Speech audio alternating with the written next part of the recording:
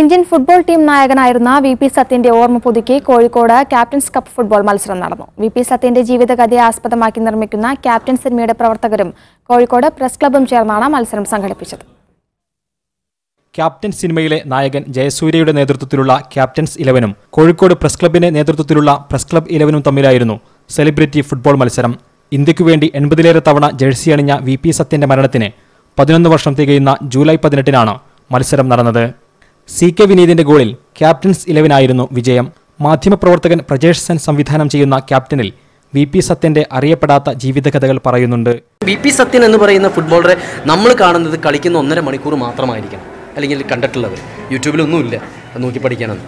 അപ്പോൾ ആ 1.5 മണിക്കൂർ വി.പി. സത്യനെ നമ്മൾ ചിലപ്പോൾ ആളുകൾ അറിയുള്ളൂ, അത് കളിക്കാരനായ വി.പി. സത്യൻ. അതല്ലാതെ കളിക്കളത്തിനപ്പുറത്തുള്ളൊരു വി.പി. സത്യനുണ്ട്. അദ്ദേഹം അനുഭവിച്ചിരുന്ന കുറേ വിഷമങ്ങളും ദുഃഖങ്ങളും യാതനകളും ഒക്കെ ഉണ്ട്.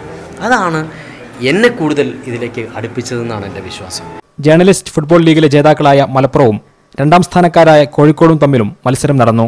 മീഡിയ 1 കോഴിക്കോട്.